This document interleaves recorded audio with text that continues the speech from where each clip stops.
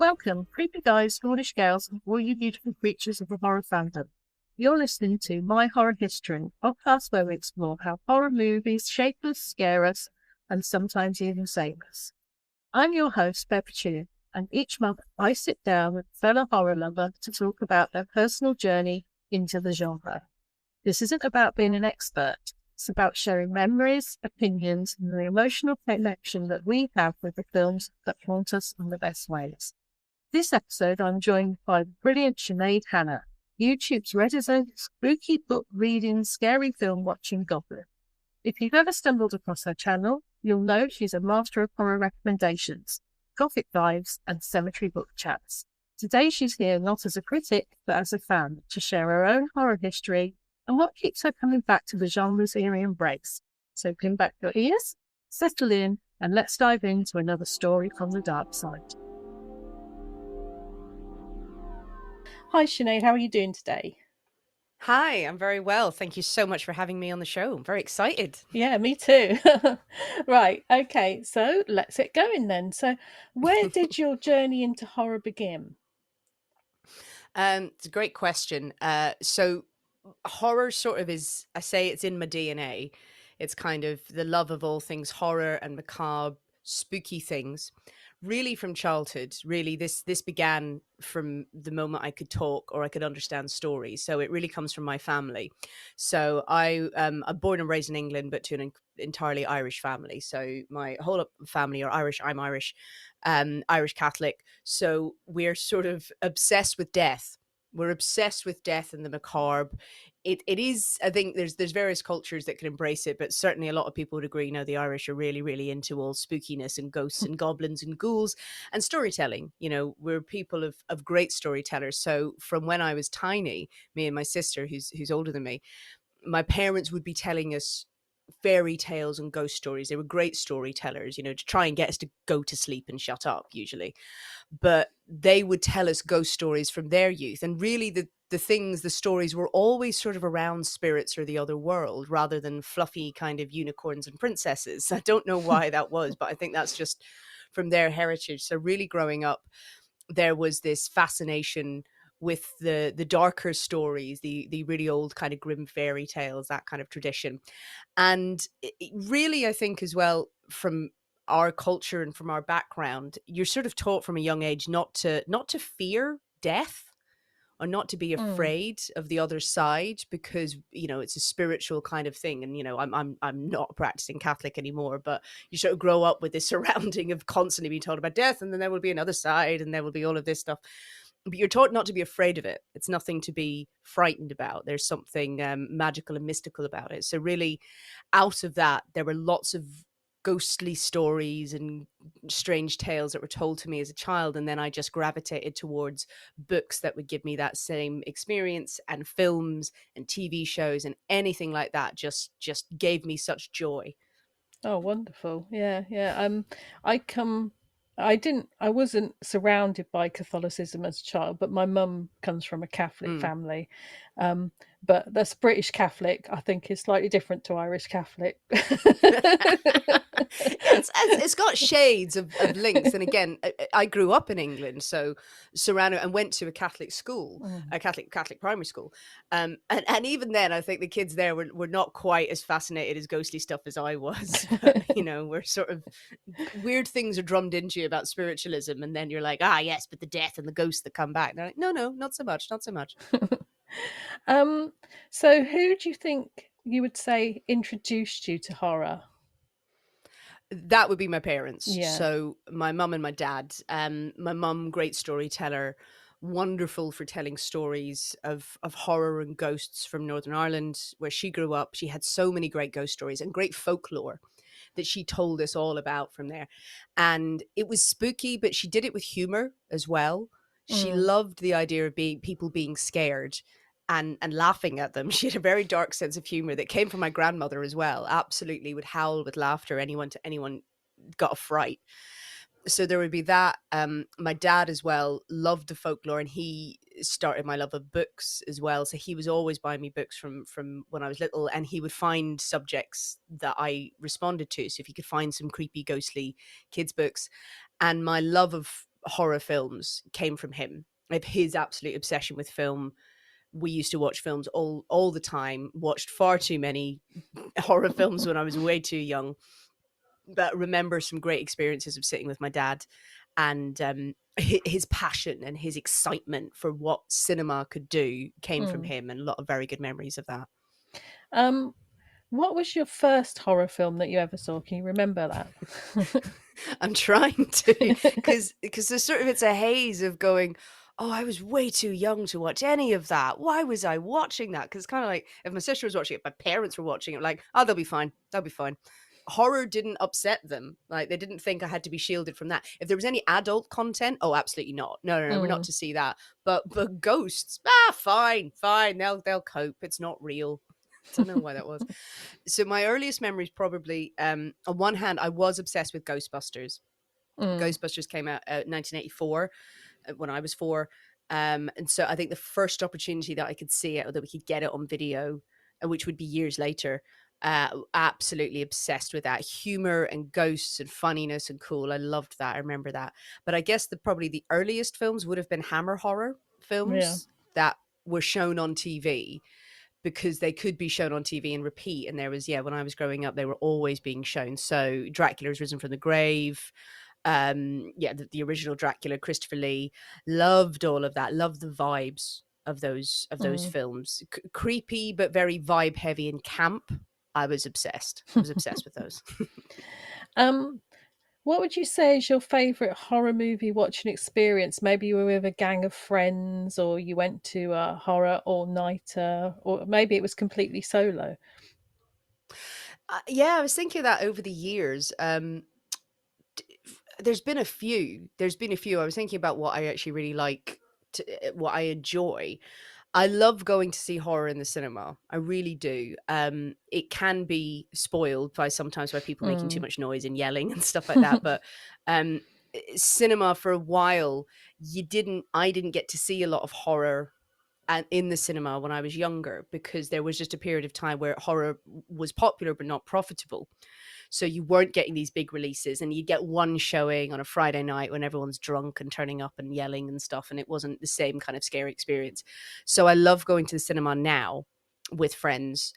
I love going and having that nice surround sound experience. I remember watching the Blair Witch Project on a video I was not supposed to have, that obtained, my boyfriend at the time obtained from someone before the film was released in the cinema in the UK. But we watched that I had like a hangout room when I was growing up in my family home. We had like a shed in the garden, and we could watch TV in there, so sort of a chill out area. And me and my boyfriend watched that before the hype.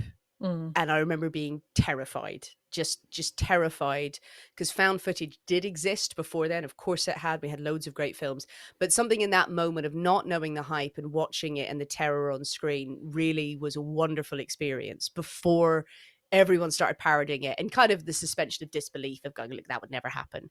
But that was great fun. I also love, I've done it a few times, showing a horror film to a non-horror fan, knowing it's going to mess them up for life. Yeah. Just sitting there. Recently showed my husband The Thing for the first time. And that the joy you feel for horror fans, when you know how good this is, and they're gonna love it. There's certain scary films I wouldn't show him, but The Thing, I'm like, he's just, and you're sitting there on the edge of your seat watching their reaction, and then they walk away going, oh, that's a great film. I was like, yes, good. Oh, I'm so happy. I think those are the experiences that jump out. But yeah, but also love watching a horror film on my own. I'm like, everyone shut up. Yeah, I get that. And I Yeah. also get showing them to non-horror fans, and it's nice when your husband enjoys it as well, because you feel like, oh, I don't have to divorce you now. Yeah, I've learned not to inflict too much on him over the years, because you're not going to force something, and it's like, oh, because he's one for breaking the tension. I know you've got a question about tension later. I think I tried to show him one film that I love, is beautiful, it's Let the Right One In. And it's so quiet, and that tension at the beginning, and I'm like, the filmmaker has created this to make you uncomfortable. And he, like many people, no fault of his own, was sort of chatting, going, "Oh, I wonder what this is." And I'm like, "Oh my God, shut up." I had a row, like, but he's like, "I need to break the tension. I'm really scared." I'm like, "I don't think it's right for me to be turning around going, 'You should be scared, suffer.'" Like, oh, I need to think about my choices there. My husband actually liked Let the Right One In. He Yeah. really enjoyed that one. He doesn't enjoy many of them, but he enjoyed that one. It's a beautiful film. It It's is. harrowing and but so well done, and it's got almost hope to it, weirdly, in the end. You're Yeah, sort of really yeah. rooting for the kids. Yeah. I mean, I liked both versions, but none of them are a patch on the book. Yes. Yeah, I've not read the book. That is one where I keep regretting, like, I need to go and read the book because the film and the story is so good. That's one where everyone goes, no, the book is superior. Must read that. Yeah. What film would you say scared you the most, and what was it that got you? As ever, there's usually two or three that are sitting in my head. I think the earliest film that really scared me and shaped me was The Innocents, which is one of my favorite films of all time. The Innocents, 1962, I believe. Jack Clayton, Deborah Carr, written by Truman Capote, based on the novella The Turn of the Screw by Henry James. The Innocents, I still think, stands the test of time as a black and white ghost story. And watching that way too young again, maybe not way too young, but there's something very affecting the way that film is shot. It is a masterpiece of really interesting stylized direction, the way the actors rarely make eye contact in that film, and the ghosts as they appear. There's no gore, there's no blood. It's just this sort of creeping tension and stillness at a distance of seeing these ghosts and seeing the character of Miss Jessel in the lake from a distance. It's not close up. I think today, if you shot that film, there'd be all these zoom ins and you'd want to see the monster. It's just enough of it distance. It's so frightening. I remember in my course still when I watched that, just that terror comes back of, because you see it shot. I could gab about that film for so long. The way it's shot, when you see the ghost, maybe other people wouldn't feel the same when they watch it, but it's far enough away that you think it's a trick of the eye, but you know something's wrong. You know something's wrong.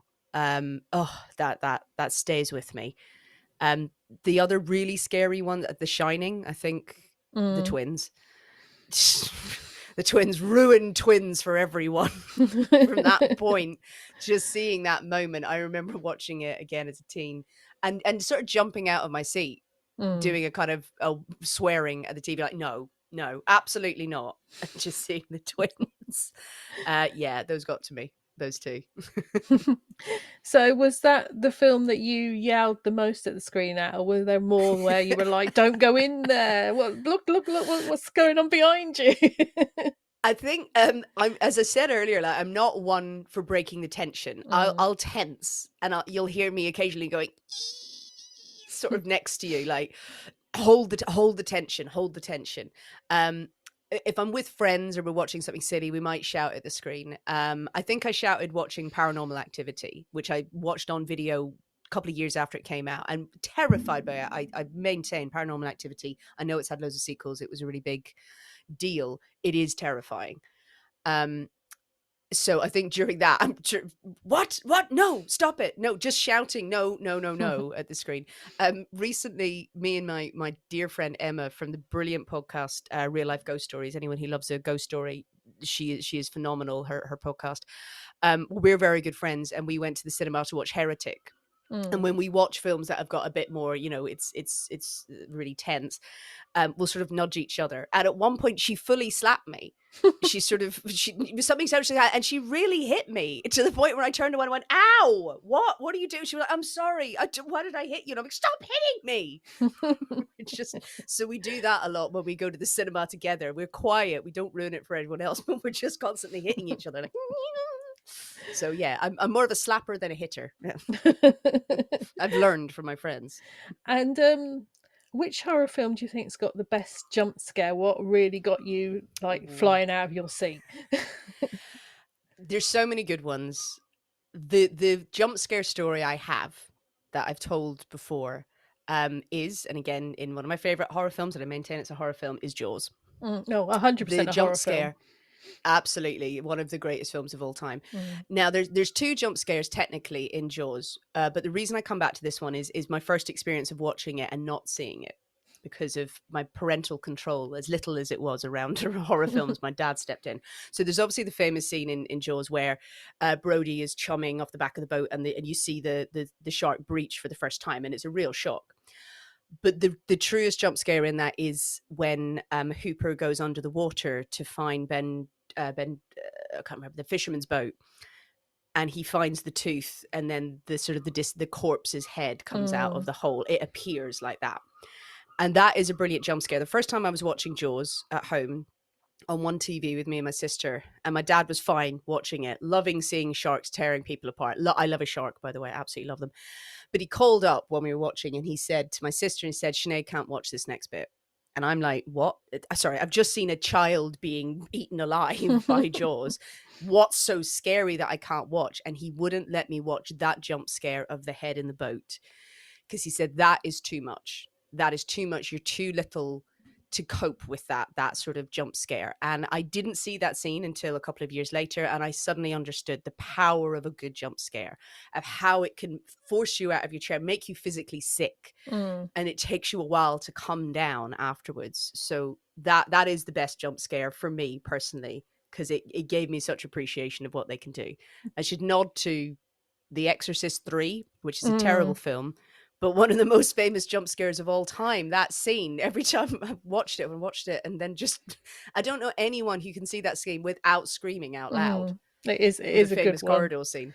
Yeah, I haven't seen that one for a long time. I need to go back to that, and this isn't going to go down well with everybody, but that's my favourite Exorcist film. So It's been so long since I've seen all the films. Again, I think in piecemeal, but I remember Exorcist 3. You'd never forget that scene in the corridor where it's just so well done. It is really well done.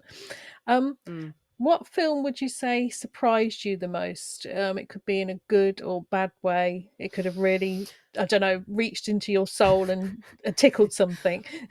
Yeah, I've gone with the good, because bad ones, really bad horror films, I sort of tend to forget. If they're mediocre, you're kind of like, yeah, that's fine. If it goes in a really weird direction, I'm just like, oh, for God's sake. So I was trying to think of any bad, juicy ones, but a couple of recent ones, well, a very recent one, 28 years later, watched that. I don't know if you've seen it yet. Oh, yeah. Yeah, I really liked it. I loved the film. I know it was weirdly divisive online, but I think that was a lot of people entitled to their opinion, but there's a lot of people kind of going, yeah. I loved the way that 28 years later was constructed, and I was so surprised at the middle bit of it. There's scenes with Ray Fiennes, the Memento Mori scene, that really got to me. I felt so emotional watching the film. I loved the action. I loved the tension. The Memento Mori, it did touch me because of having lost my parents, having lost my mother. I found it very affecting, and me and my friend were sitting crying. And I don't really cry at films, but just floods of tears. And I was so surprised at, wow, you've taken 28 years later and done something, this series. You didn't just try and recreate the first one. You've put something very heartfelt and very considered and thoughtful in the middle of a very entertaining film. The ending of that film is very surprising as well. Gotcha. In I think a good way. Yeah. Where like, what decisions were made, and they're brilliant. Yeah, a big fan of that. Yeah. Similar with the Babadook as well. I know that's a divisive film. I personally really like it, and I was very affected by that too. I think the strength of the mother-child relationship in that, I thought, was done very well. So those are ones that I was surprised because I got so emotional about them. Yeah, I get that. Yeah. I had a similar, I mean, I felt similar during 28 years later, and also I think the one that got me the most was probably Train to Busan, the ending of that. I have not seen it yet. Yeah. I need to see it. It's on the list of brilliant zombie films, but just brilliant horror films. I know it's in like the top 20s. Oh, now I need to watch it. What horror film would you never watch again, and why? I struggled with this one actually, because it's always a way, isn't it? When you think of them, you can't think, and then I'd suddenly walk away and go, oh, all of these ones. there's some really beautiful films, really well constructed, that I'm happy to have seen once. Would I necessarily watch them again? I feel like it would be mean to say it. So, for example, I recently watched You Are Not Alone. You Won't Be Mm. Alone, excuse me. You Won't Be Alone, a Macedonian film. Outstanding, outstanding folk horror. Absolutely brilliant. So beautifully shot, so beautifully done. It's got a slow burn quality to it. I'd like to think I probably would watch it again at some point, but I don't really, I've had the Mm. experience once, so I'm not sure. Probably wouldn't choose to revisit like Opera by Dario Argento, which is an obscure one. I think once you've seen some Dario Argento once, you're Mm. like, I'm good. I'm all right. I don't need to go through that again. Um, so I'm trying to think if there's any bad ones. Really, anything with animal death will put me off. Yeah. I find that very, very triggering. I don't like it when it is carelessly thrown into a horror film. So that would be the sort of thing. If I see it, then I'd be like, no, I don't need to relive that. That's a sort of a trigger, really. But no, I was trying to think if there's any ones. There's disturbing ones out there, but I don't really actively go out of my way to watch the most disturbing films. I've had too many people say to me like, oh, like the scariest film ever is a Serbian film. I'm like, I have no interest in watching that film ever. I know what it's about. I do not want to see it. I don't think you're cool for having seen it. um, so those sorts of things. So yeah, there's some that I will go, no, I'm just not going to try with that one, and I don't mind it. But yeah, Yeah. there's few that I think I've written off. Yeah, I get that. I think there's some that I've written off. I think if they'd come out when I was like in my teens, I would Mm. have actively sought out the worst, most disturbing films I could have. But now I'm just like, Yeah, life's disturbing enough. yeah, I want to be and people scared. exactly, and people watch really disturbing films for a variety of reasons. It does not mean that there's anything wrong with them. It doesn't mean that some people will watch the most disturbing things in horror so they can feel something. People who have been Mm. through the worst things, they need to be able to access some different kinds of feeling, and sometimes extreme horror does that, and it's no shade on those people at all. It's everyone's experience is different. No, yeah, we're all into different stuff. Yeah. Um, right, okay. So, which horror film does everyone love, but you just don't get the appeal? Hmm. So this controversial maybe. I watched for the first time the other day The Descent. Ah, The Descent, which everyone puts on their list of like one of the scariest, one of the top films, one of the scariest. I know it came out a while ago. It pains me to say it. Sometimes you like films that come out in the 2000s. I'm like, that wasn't so long ago. Like, oh God, that was 20 years maybe. mm, The Descent, I watched it. I enjoyed it. I thought it was fine. I didn't get blown away by it in the way I think I was hoping for, maybe. But so many people love it, and so many people say it's one of the best. It was a perfectly good horror film. I don't think it would it wouldn't get into my top 20.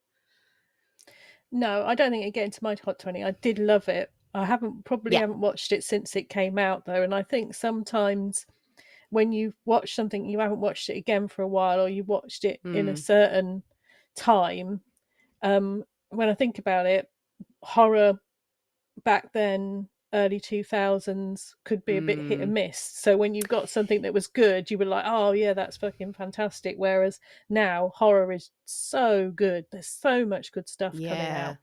out, that it probably doesn't hold up maybe next to all the stuff that's coming out now, but people think of it fondly because it was a bit hit and miss back then. Yes, that's such a good point. It's such a good point that, was it held up because it was one of the few? You had stuff Mm, from there. You have Dog Soldiers, which is a great film. I maintain is absolutely brilliant. Very much the same sort of. It's very much that vibe, not the same vibe as Dog Soldiers necessarily, but it's very of the time. And I think you looking at it now, it's been done in different ways and possibly better. But mm, still a great film. Great yeah. film. Does it deserve to stay in like the top 20 list that so many people put it on? It's still a very good film, but yeah, no. I'm not massively into the Conjuring series either. The Conjuring was very important, the first film, in terms of really reigniting a passion for that kind of horror, which we hadn't seen in a little while. But people, when I do sort of lists, on YouTube or on TikTok about, films that I'm really excited that are coming out, people always go, "You're forgetting the next Conjuring film," and I'm like, "I'm not excited about that. It's fine. It's fine. It is what it is. Is it world Yeah, beating? No." no. I mean, I really like the first two. The second one, I think, Mm, is my favourite. So, mm. but This that's a good, good solid, story. Yeah, scary films. Absolutely fine. yeah. And so, what film do you love, but nobody else ever talks about? So I've got a list of underrated horror films that I don't see many people talking about, and I get very excited when I say, have you heard of this one?" Um, I think more people seem to be talking about it. It's probably in my sphere, though, in my little corner of the internet where I see it. A really great horror film is The Autopsy of Jane Doe. And I don't hear that talked about a lot. And I really, really enjoyed it. It's weird and it's tense and it's scary. I love that. I really love Saint Maud as well, which is sort of religious horror, and it's so well acted and it's so strange. Absolutely brilliant film. Not a lot of people mention it, and it's so good. An older one that I love as well is The Company of Wolves by Neil Mm, Jordan. If you love your dark fairy tales, oh my god, it's more people I feel should be talking about that film, of how lurid and juicy and just indulgently great, and the special effects in it were mm, so great. I absolutely loved them. And not a strict supernatural horror. It is classed as a psychological horror. And people confuse it with the other film of the same name, The Invitation. So there's two films of The Invitation. One is a vampire film, ah, which is yes. really over the top and good fun. It's fun. It's like it's mediocre at best, but it's fun. It's fine. But The Invitation is a different film about a dinner party, Mm, and that's all I'll say about it. Look up the other Invitation film. Every time I've said that to someone, say watch that film. I love it. Absolutely brilliant. Builds to a fantastic ending. All of the stuff in it as a psychological, that horror of people. Oh, it's so good. Love it. yeah, I love that one. Yes, I Yeah. made my husband watch that one. I said, "I've just watched this film. When you get like a spare afternoon, you need to watch it. It's Yes. it's it's not your usual horror film. You'll like it." He thought it was all right, but then an all Oh. right from my husband is probably a good. So, Yeah, high praise. There you yeah, go. But yeah, it's one to show people that I don't like traditional horror. This is a good film. This is well mm, done. Very well acted. yeah, it's very clever. Um, What do you think is the funniest horror film? Whether you enjoyed it because it was meant to be funny, or whether you enjoyed it just because it was downright stupid? I love American Werewolf in London. Mm, It's again one of my top ones as horror comedy. It was so groundbreaking. It's genuinely scary. Genuinely mm, scary. That opening bit on the moors. Oh, I was terrified the first time I saw that. Genuinely scared, and it felt so real, the reactions to it. But it's also so funny. It's got such stupid jokes in it and one-liners in the middle of all of this horror. I really love that as a classic horror comedy. I love Cabin in the Woods as mm, well. That's a comfort watch for me. I'll put that on multiple times because I love all of the tropes it plays into, of all of the horror yeah. film tropes. And there was one of those ones where my friend had sort of said, "Have you seen Cabin in the Woods?" Like, "No, I don't know that one." They were like, "Oh my god, sit, we're watching it now." And I'm so glad that they introduced it to me. Those horror films, those are the intentionally funny ones. I Mm. don't think Van Helsing was intended to be funny, but I bloody love it. Absolutely love that. It's ridiculous. It's bad. It's not meant to be funny, but it's all the vibes. It ticks every box for the aesthetic and ludicrous performances. Love it. I won't have a bad word said against Van Helsing. Great. Maybe I'll watch it one day. It's good fun. It's fun. um, so just getting away from films for 1 minute. I mean, I'm a Yes. big lover of horror on TV, and there's so Mm. much more of it now. What would you say is your favorite horror TV film program? Um, I'm always looking for more recommendations of horror series. I've watched, I think, all of the Mike Flanagan series. Love him. I think he's a very, very talented creator. And enjoyed most of them. I loved The Haunting of Hill House. I think is Hmm. great. But my favorite horror series is Penny Dreadful. Mm. Absolutely loved Penny Dreadful. I really liked all three series. I think the third one dipped a tiny bit. It was a short-lived one. I loved it because it just pulled in all of these characters from Gothic literature. It was heightened. It was over the top. Very good performances. Love it. Loved it. It's Yeah. for Gothic horror fans. I really, really think Penny Dreadful is often slept on. I didn't continue watching it when they moved it to City of Angels, when they moved Mm. it to LA.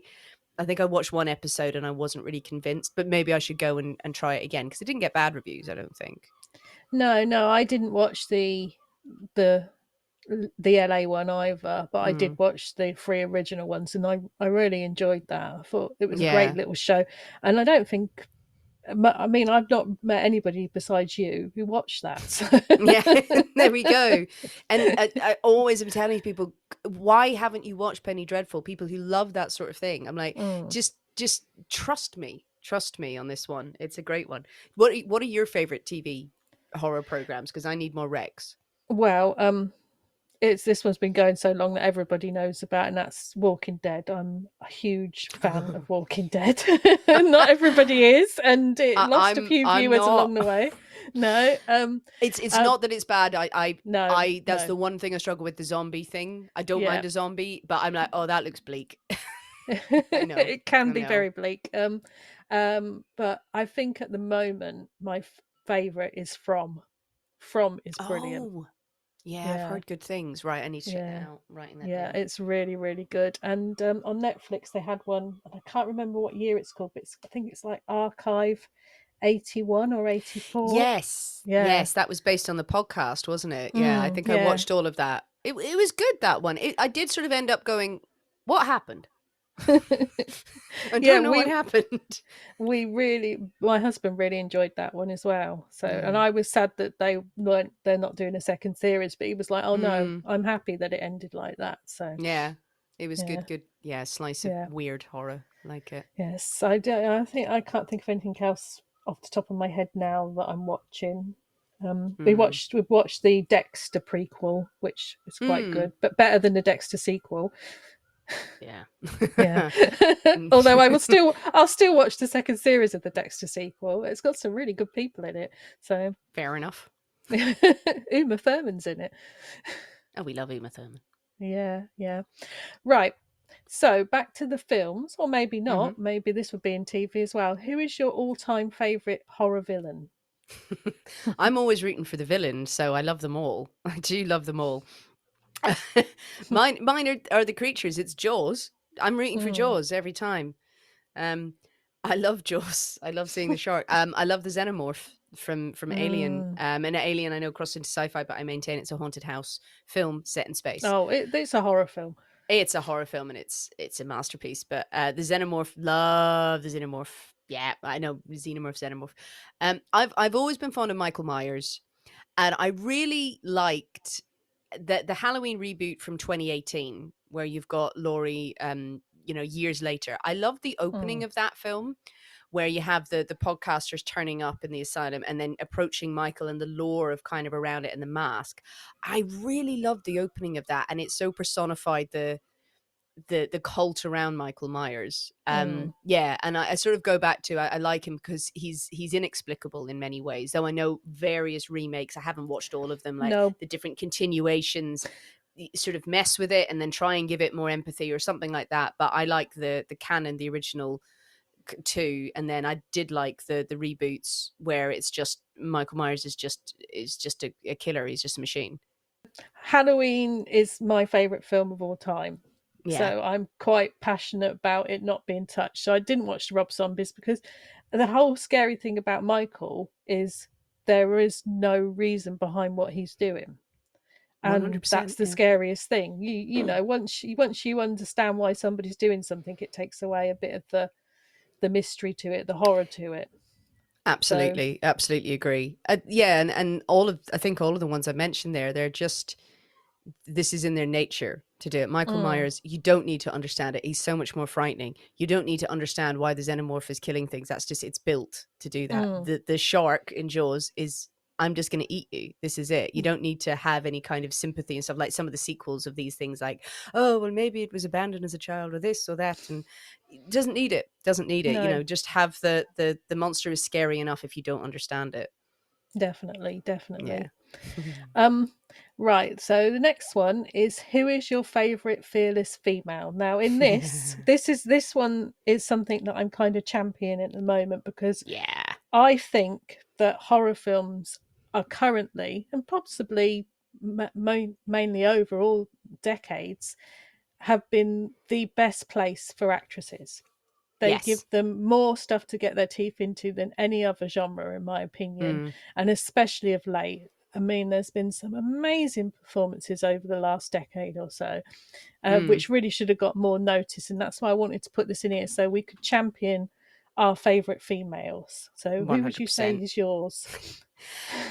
Yeah, I completely agree with you. I find the role of women in horror a fascinating subject. I wrote about it when I studied film at university. The way it's changed, the way it's evolved, the final girl trope, what we're seeing in books as well, which is sort of my area of so many, having these female characters come forward, and still the cliches are used, and still we fall into the same Mm, traps, and not every book or not every film is getting it right. They're still reliant on these tried and tested things that are hollow, but at the same time we have the most phenomenal performances and ways for actresses to sink their teeth into. So a recent one would be Pearl.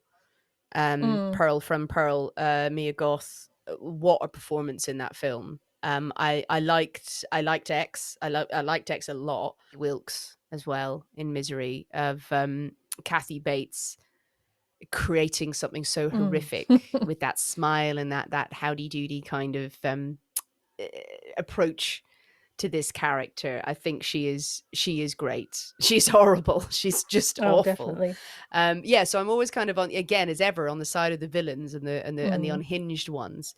In terms of heroines and female characters, I think there's almost a bit of way to go.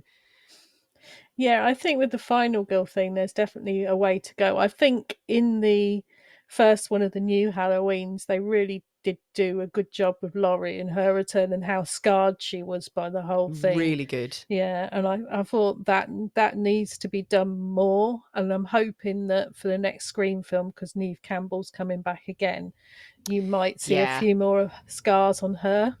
You know. I like that. Yeah, with you need to see the repercussions of trauma, Mm, and people feel very kind of, oh, do we want to get into that territory? I like it with the way that's dealt with. I like it when you see this is what you would have done to live with it, and you're dead right with Laurie in the 2018 one. She's crazy. She's destroyed her life, as it mm, would. Of mm, course it would. There's some really good books. I would recommend The Final Girl Support Group by Grady Hendrix if you've not read it. Yeah, I like Grady Hendrix a lot. He's a male writer, and that many people sort of go, why is he always writing female characters in his book? But the female is the centerpiece of mm. horror a lot of the time, and he does them well. And that's a very fun book where it takes, well, what happened to the final girls from nodding to the film series that we love, Mm. and what would happen if someone was after them, and then that sort of slasher kind of vibe. It's nicely done. There's other books that sort of put a final girl story in, and you're like, oh, you don't understand women. Which horror side character has stole the show in a film for you? I struggled with this one as well, and I might need your help on this one or suggestions for it. Because I was kind of going, like, the side characters, like, who am I forgetting? Who am I not thinking of? And I know a million and one come to me. The first thing I thought of was the pale man in Pan's Labyrinth.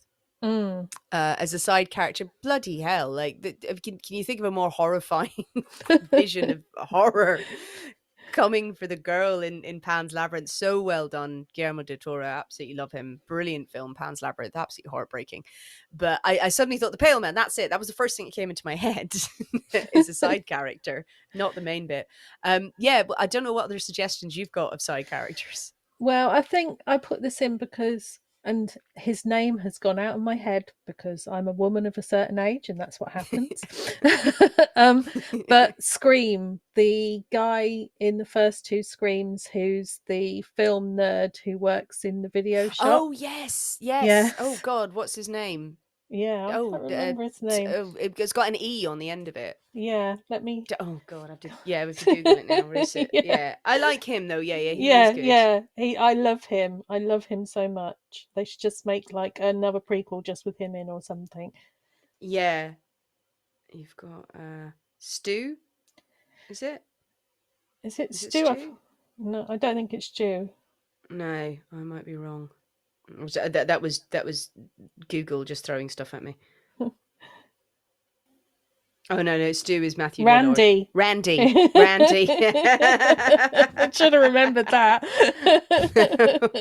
Randy, that's it. I knew there was an E in there. Yeah. No, love him. Yeah, he's a great Yeah, character. yeah. I think. Oh, I just think they should just do more with him.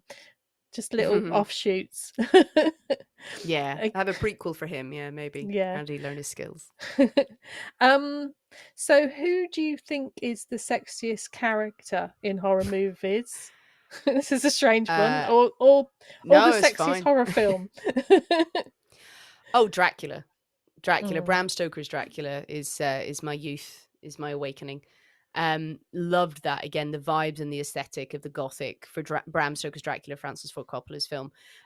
Loved that, and fell madly in love with Gary Oldman in that film. Him as Dracula, ludicrous over the top performance, but great, but absolutely great. And yeah, I'd say I think Monica Bellucci is one of the brides in that. Also, is right up there as well as she's gorgeous. So we'd be like, oh, okay, hello. Yeah, I'm partial to a vampire, not a Twilight vampire, but a brooding, dark, vicious one. You know, Nosferatu himself, actually, I think even in the Robert Eggers recent one, which I loved. I mean, Bill Skarsgård is a very, very beautiful man in real life. In the film, Nosferatu is still gross, but me and my friends are still like, hear me out. Hear me out. Would you? Yeah, definitely. Absolutely. Go for it. I'm yours.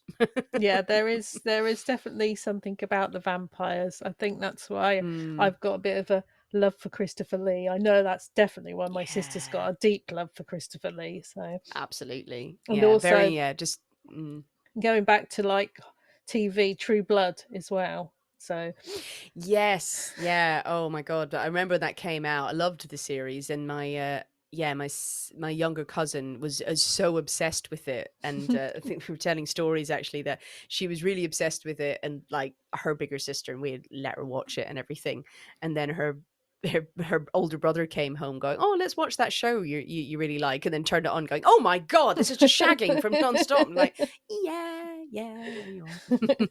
Another Yeah, beautiful the Skarsgårds can do no wrong. Yeah, absolutely. Oh God, he's gorgeous. Yeah, he's very very nice. enjoyable. Which horror subgenre do you think you connect with the most? Are you a slasher girl? Do you like your folk, cosmic horror? I love all genres. There's very rarely a horror film, if it's new, if it's out, if it's well rated, if it's a particular genre, I'll watch all of them. I'm sort of known a bit more for folk horror, because I do really like folk horror, and I think it's a wonderful subgenre in literature and on the screen as well. So yeah, anything, if I see there's a new folk horror film coming out, I will prioritize that. Yeah, The Wicker Man is one of my top films, and there's so many good folk horror films out there, and they're just so insidious in many ways, but beautiful. So very enjoyable. But most of the others are fine. Cosmic horror is not my favorite, to be honest. I'm not a massive fan of Lovecraftian horrors, but I like the way it's been reclaimed, because I don't really like at all H.P. Lovecraft. Had some terrible views, and very much stuck to them. But there's been a really interesting reclamation of his work by people of color to use it. So Lovecraft Country, the series that was out, which sort of reclaimed it. That I like the way that was done. I didn't watch all of the series, but I like the vibes of that. But cosmic horror sometimes leans too much into tentacles, and I'm like, oh, okay, right. It just gets a bit much after a while. But I may be missing some really good ones. Oh, I mean, I don't think I've seen masses of them, so I can't really say. I can't recommend anything off the top of my head. Yeah, we'll see. What do you think is the most beautifully shot horror film you've seen? There's a lot. I mean, again, it's the bane of any horror fan's life, is that when you say you like horror films or you read horror books, people just assume, so you like so you just like gore, like, and slashers and people running away and screaming from crazy ghosts. Yes, I like that. Absolutely, I like that. But that's not what horror is about. The foundations of horror are in literature. The classics that we deem to be some of the great works of literature, most of those are horror stories. So you have such beauty in there, and it translates wonderfully into film and onto the screen. So with horror films, you can create such beautiful stories. Like we've said, like Let the Right One In is stunning. You Won't Be Alone, I mentioned that recently. Nosferatu, the new Nosferatu, what a brilliantly shot, enjoyable work of art on screen. Whether you love the film or not, I mean, to watch that and the colors and the lighting and the way that that was done. Robert Eggers is known for for taking it very seriously. It's beautiful. It's really beautiful and compelling to watch. And those sorts of films where they take the time to create that sense of tension through the visuals, I love those films. I mean, there's, as I said, there's some really lurid kind of ones. I watched a screening recently of Picnic at Hanging Rock, which is a great film. It's very dreamy and slow burn, and like, if you've never seen it, you need to sort of prepare for it. So it's quite weird and it's uncanny, but beautiful, but has just this underlying horror to it. Very unsettling film. Yeah, I think I saw that when I was younger. I might have like even seen that like before I was even really into horror films. So that is a peculiar one. It's an odd one. It's an odd one, but I really like it. Yeah, people watch it now. That, as I said, at that screening, I took a friend and she was like, she liked it, and I saw some people who'd never seen it before, and they were like, what the hell was that all about? It was not very well acted. And I'm like, yeah, there's children in it. It's style. Like, oh, never mind, never mind. You can't always guarantee on children to carry a film. Although the kid in 28 Years Later is amazing. Oh my God. So good. Oh, there's some kid actors out. You're like, bloody hell, the quality has gone up. Yeah. I think it's probably just how directors work with them, get the best out of them. Exactly. They've got better circumstances, I'm sure, and better scripts, and not just kind of like, kids aren't necessarily just a tool to move the horror along. They actually have a role to play and can be fully rounded characters. Yeah, definitely. This is a strange one. If you could live inside one horror film forever, which one would it be? And is there a role in that film you would play, or would you just be yourself? Two answers to this, and again, I'm sure others will come to me. Because there's the side of me that loves the Gothic and wants to live in a Gothic castle or in a big haunted library and sort of be enjoying all that opulence. So something like Bram Stoker's Dracula, probably, in my head, I'd be one of his gorgeous brides. I'd end up being his stupid little sidekick who's like, some like Renfield, but worse, but more annoying, just scuttling around going, yes, anything you want to do. Where are we going to go today? Shush you. I'd sort of love that kind of vibe in there. A film that is, again, a class as a horror, again, psychological horror, The Menu. Love The Menu. Absolutely, again, a comfort film. I'd live in that. The food in that film, I don't care if you're going to kill me at the end of it. I am there for every course that you can serve up, and the wine pairing, I'm all over that. I could live in The Menu very happily. I haven't thought much about this. I've had my ideas since I put these questions together, and one just came back to me when you started to talk about the kind of Gothic and Dracula and stuff. I think I would go into Waxwork, the 1980s film, which not everybody's seen, and it's very, very cheesy. It's great. That's terrifying, though. Oh, come on. but it's the sweeping music and the romanticism in some of the bits that they go into, and I'm sure that definitely influenced Back video from the Backstreet Boys. I think it did, now you've said that. Oh my God. Yeah, no, that's a great choice. Whatever the horror films are, you're kind of like, well, I got to take the rough with the smooth, and like, as long as I've got some luxury, I need to be somewhere luxurious, and then what happens to me happens. It's my job to either to win or not. But if there's good food and good lighting and lovely music and everything, I'm like, oh yeah, I'm happy. Yeah, whatever you want. What was the last horror film you watched, and did it work for you or not? I watched Dangerous Animals recently. So Dangerous Animals, that is it is still classed as a horror film, but it's it's psychological horror. It's a serial killer film with sharks. The serial killer uses sharks. It's only just become available in the UK. It's been out in the US. It had limited cinema release. I saw that one. I wanted to see it because, as I said, I love sharks. I will say Dangerous Animals, absolutely carried by Jai Courtney's performance, the lead character, the serial killer. He's outstanding in it. Harking back to what we're saying about, you know, horror and those kind of films being a great place for women and for great roles, the film is almost destroyed by the female main character in it, the RFMC. She cannot act. She may be able to act in other films. She's not doing it in this one. There's nary a facial expression, and her script is awful. But then the other half of it, of this concept of a serial killer using sharks, and that performance is brilliant and worth it 100%. All right. But yeah, I just, it made me so annoyed to go, did the scriptwriters not spend any time thinking about the cliche after cliche after cliche of a female spunky kind of feisty character, a bit of dodgy CGI every now and then, but otherwise a very good film. But yeah, I was thinking, we've come so long, we've come so far, we've got to do better than this for our female leads. Yeah, I can understand that. I have got that on my list to watch. I've heard good things about it, especially the villain's performance. A lot of people have said how good it was. Yeah. Well worth it. He is great, and I really enjoy it. And in hindsight, I really enjoyed the film. I was struck by how bad she was, but it didn't detract from the rest of it. And sharks. There's sharks in it, which is great. Which is good. I was trying to think of the last pure horror film I watched, because I watched them in sort of bulk, and then I'm going to go, what ran into each other? I watched Influencer, I watched The Drop, I did a run of them. I've got tonight, after this interview, I will be watching an advanced screening of Bambi: The Reckoning.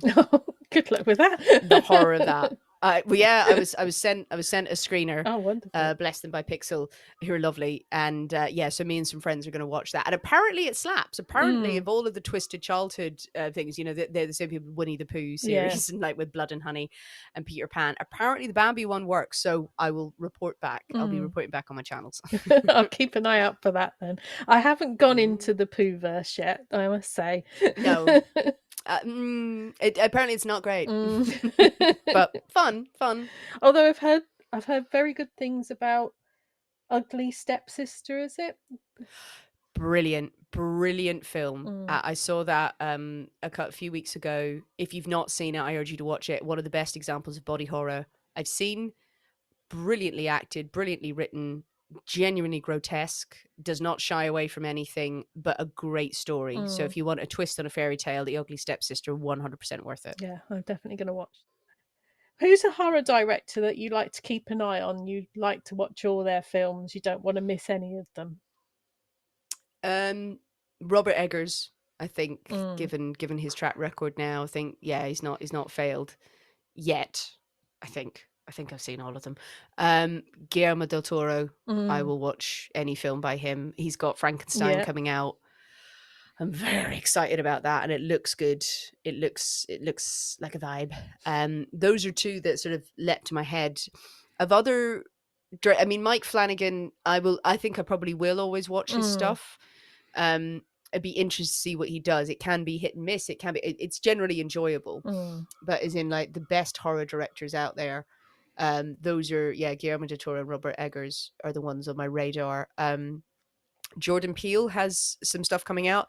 I'm not so sure about his politics at the moment, so I'm just sort of keeping a wary eye on that. And I think, you know, it's important to do that in this day and age.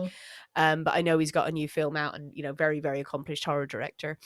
And then Osgood Perkins is an interesting one. Again, very hit and miss, some very interesting ones. And some films where nothing happens for 90 minutes. But we'll probably still watch this stuff. Yeah, we loved The Monkey. I've not watched that one yet, Oh, actually. That's on my list. My friend watched it and just went, it's fine. It is what it is. I thought it was a tremendous amount of fun, and my husband enjoyed that one. He said, "Oh yeah, Good. we should have more like that." So Yeah, that might be one I sit down with Ben then and my husband, and we could watch that together, because I've heard good things. So yeah, I yeah, think I watched a couple of duds this week, so I'm like, I need a good one now. yeah. If you could give one underrated horror film a reboot or a sequel, what would it be? Oh, this is a great question, and one I got stuck on again, because I just was churning over in my head going, I'm the sort of person who would be excited if I saw anything kind of getting a reboot and redone, if it was a film that I loved, even though there would be a part of me going, don't Mm, mess with the originals, with the greats and stuff. Do you need to remake The Thing? Do you need to remake Jaws? Do you need to remake The Shining? Or, you did not need to remake The Wicker Man, clearly. nope. So some of those where you go, do you need to mess with it? I like reboots or sort of sequels where you've got a legacy. I like a legacy sequel. I will never get enough of more sequels or legacy sequels or anything to slashers. Mm, Hook them to my veins. I know I'm going to have my heart broken again and again and again. But, I think Halloween, as we've been talking about, that 2018 was a good benchmark. And I was like, well, that can work. Friday the 13th, how many Friday the 13th films have there been? Yet I still want a really good new one, mm, because of the way that horror has exploded in recent years. We have some of the best people working on horror films, great writers, great directors, and it's getting the recognition, and people are seeing finally, that we will pay, and we have a mm, fandom here. Horror films are profitable. So sometimes I think with that kind of the same way with Halloween, I sometimes think with Friday the 13th, if we could get a really good, what was the trauma from the summer camp? What was mm, that, what could we see there? Sleepaway Camp, again, great slasher. Could we have a remake of that, or could we have a continuation? Because it's not one that many people have seen. I see Ready or Not is getting a sequel, mm. which I love. I absolutely love that film, and I've just seen that that's got a sequel coming out. So most of the ones that I would have sequels to are already in the works. Oh, that's good then. Yeah. Yeah, I think so. But yeah, I think if I saw, again, I go back to Jaws and stuff like Alien, all of the sequels that have happened there, they're pretty decent. Some of them I've seen, Mm, most of them. I think I've seen all of them, actually. uh like, if Jaws was redone, you can't recreate that, but what would be the repercussions years later? Like any really good shark film where the mm. shark is the central point would be really welcome. Yeah, just horror is just very exciting at the moment, so generally anything that comes out, I'm like, there we go, I'll give it a Yeah, go. I can understand that. Um, Mm. this one is in here from coming from my personal experience. I know that as many horror films as I've watched, I have some big gaping holes for ones that I've yet to see that are Oh. important. Like, Yeah. so I was wondering, is there a horror classic that you've never seen and you feel guilty that you haven't got round to it? um it, these things go out of my head. I was having to Mm, Google it and going, have I seen all of these? And of course, all the stuff that Google is showing me is stuff that I would have searched before. So it's only showing me stuff that I've seen. mm. Obviously, I'm looking at lists. I did think I've not seen the first Evil Dead all the way Ah, through. That is one where you go, oh yeah. Evil Dead 2, I've seen. But I think it was of a time when it sort of got its resurgence when I was at uni, and we were sort of watching clips of it, and it was like, oh my God, it's so cool. Yeah, it suddenly went, I don't think I've actually seen the first one at all. So yeah, to some people that'd be sacrilege. Yeah. well, uh, Bruce Campbell is my favourite actor of all time. He is great. It is just it's an experience, it's a ride. But yeah. What are your ones? um, What's your party piece to say I've never seen that? I haven't seen Don't Look Now. Oh, okay. Yeah, You're fine. yeah, I haven't got around to that.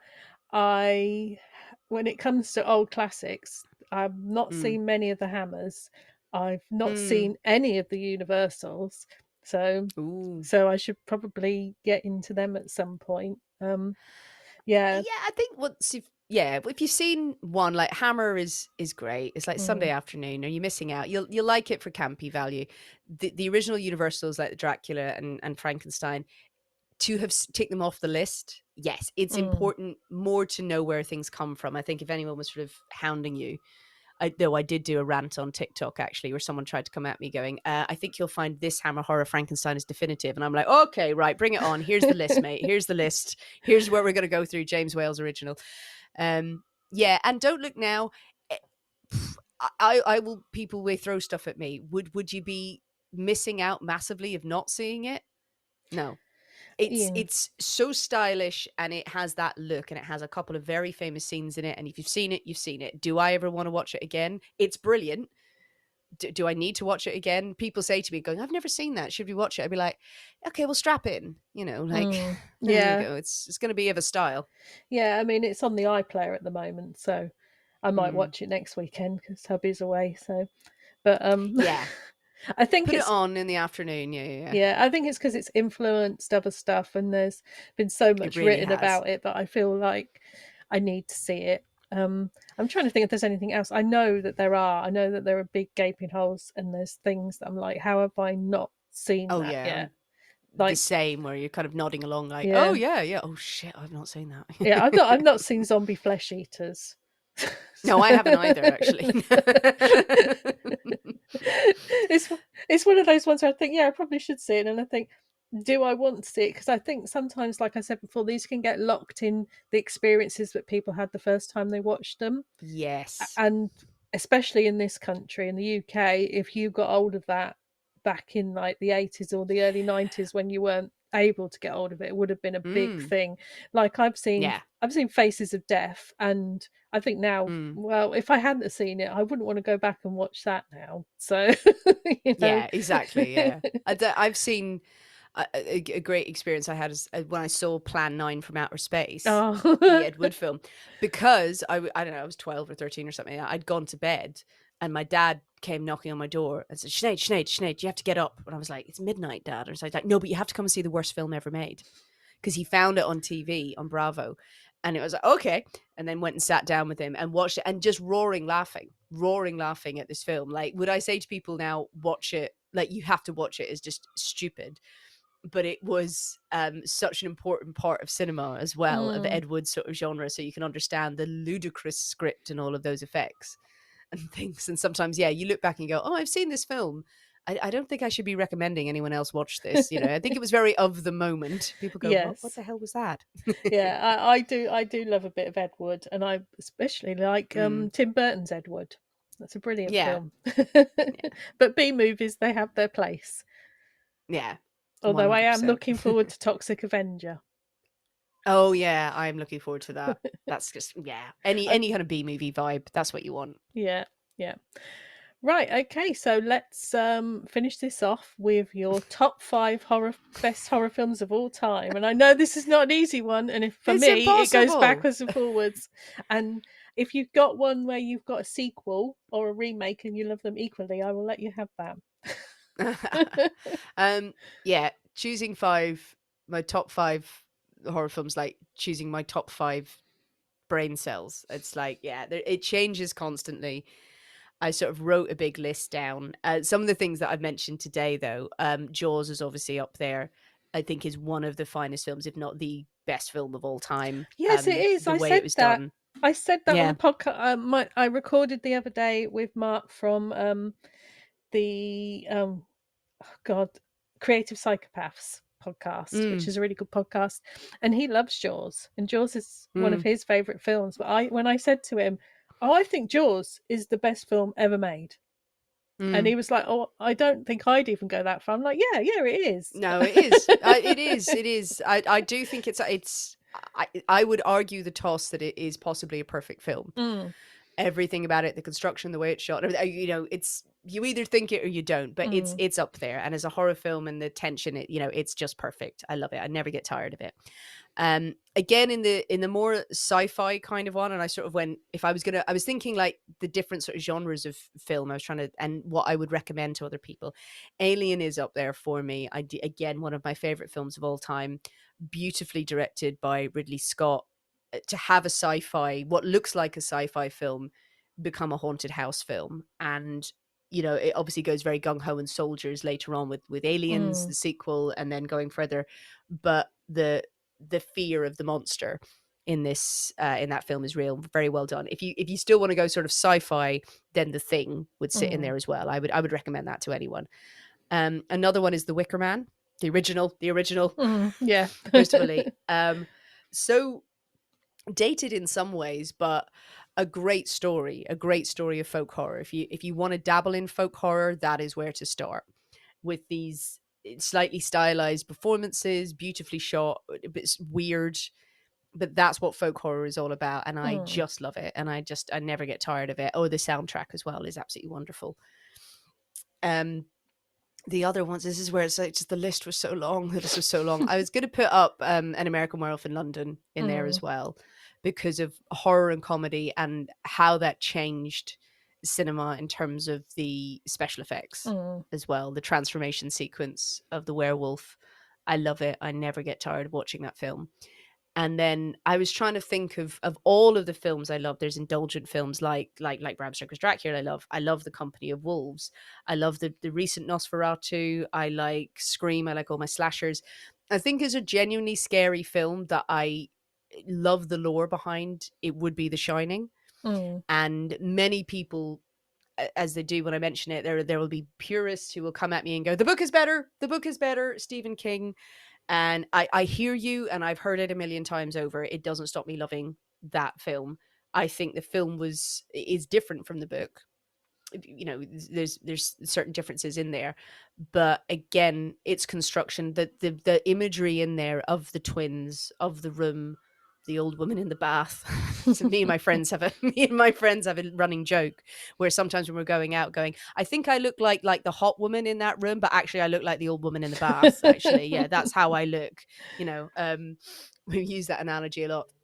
But it's a truly frightening, really frightening, scary, out of your mind kind of horror film. I think The Shining did something and was really groundbreaking. The Innocents is one of my favorites as a classic ghost story as well. It's just superb. But there's just so many. There's so many, and everything I've said there, I could name 5 more that would equally sit up there and go, oh my god, I love it. You know, I think Jaws always has a kind of an edge in cinema for me, as does Alien. But yeah, there's so many horror films I could sit. I am that person in the pub who would be sitting, leaning across the table inches away from your face, just explaining, you're about to start the greatest journey you've ever been on. Let me explain in detail why all of these films are great, and I want you to love them as much as me. Yeah, I get that completely. Yeah, it's something you could just, when you love something so much, you could talk about it for hours and just nitpick at the tiniest things in a film, or talk about the whole of the genre, where it came from. It's such a joy. And if you're listening to the podcast, hopefully, you know, your listeners will be like, well, I'm interested in horror. Yeah, you let this convince you to let this convince you to really lean into it. Oh, that's great. Yeah. Well, wonderful. Sinead, it's been an absolute pleasure to have you on. Is there anything you want to push, or any YouTube channel, anything like that? Sure. Yes. Thank you so much for having me on. This has been a delight. It's just a joy to talk about horror films and all of the past and everything about it that we love. If you are interested in me, I have a YouTube channel, Sinead Hanna Crack. Crack is CRAIC, as in Irish crack. If you type in Sinead Hanna, you'll find me. That is where I do spooky book reviews. I do some film roundups. I do some vlogs on there. I have a channel on TikTok as well, same handle, Sinead Hanna Crack, where I do regular shorter book reviews. And I also have the same on Instagram. My main focus is horror books, not necessarily with the gore. I don't really do extreme horror, nothing wrong with that at all. And my love of different horror films, and also occasionally just random stuff that I'm doing, and involving crows as well. Wonderful. Great. Well, that's great. Thank you for coming on. Maybe we'll have you on for a deep dive one day in something that you love. That would be great. Love it. Okay. Thank you. Thank you. I'd like to thank Sinead for coming on our first show. It was wonderful to get to know her and wonderful to listen about her journey through horror. At the end of every episode, I will be giving you some recommendations, and this month I wanted to recommend a podcast, one of my favourites in fact. A Year in Horror, hosted by Paul Weller. This is a deep dive into a year of horror films. Paul goes through his least favourites, his runners-up, and his top 10 of the horrors of a certain year every month. He has some wonderful guests on, and they really know their stuff. It's a must for any horror fan, and it's a great way to get recommendations for some films that you may never heard of. So, if you like horror, I'd give it a listen. So, if you'd like to get in touch, share your horror history, or suggest a guest, you can find me on Instagram at myhorrorhistory.pod, or drop me an email at myhorrorhistory.pod@gmail.com. Join us next month when we'll be chatting to Mark Reid from the Creative Psychopaths podcast. Until then, stay spooky, stay curious, and keep watching horror. Bye!